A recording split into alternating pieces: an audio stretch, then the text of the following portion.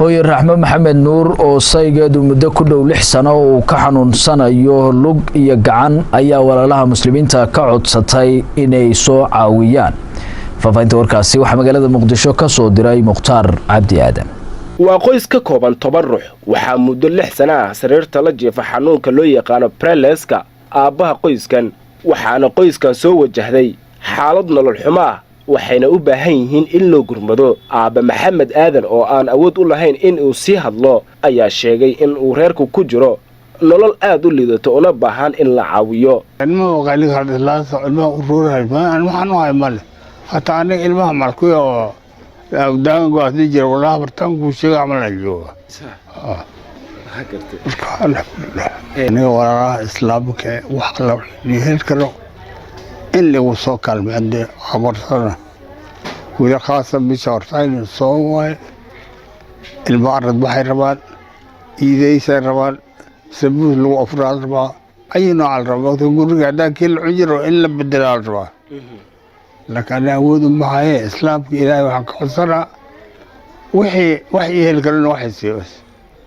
Raxmo Maxamed Nuur waa hooyada qoyskan u dhaqdhaqaaqi jirtay waxa ay sheegtay inay isku keeni weeday raadinta nolol maalmeedka reerka iyo baxnaaninta odayga waxayna walaalaha muslimiinta ah ka codsatay in la caawiyo. jiifa bishan soon hadii ilaahay awood la ka raalnado waxay u noqonaysaa 6 sano.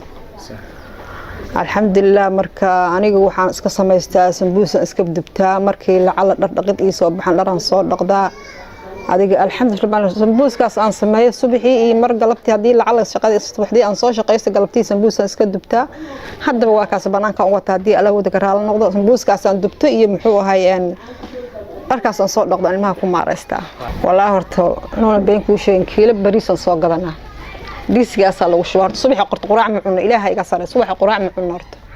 duhurkii la karinaa kiilo bariis waa la cunaa haddana wixii haro waa yarka loo dhaafaa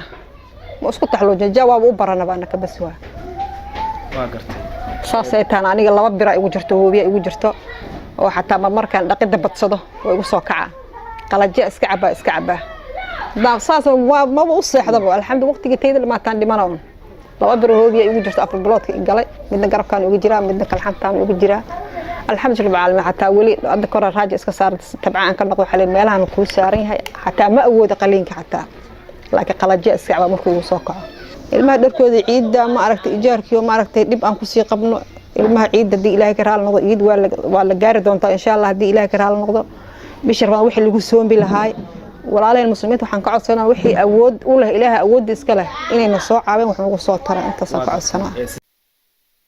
Muqtaar Cabdi Aadan, Telefishinka SBC, Muqdisho.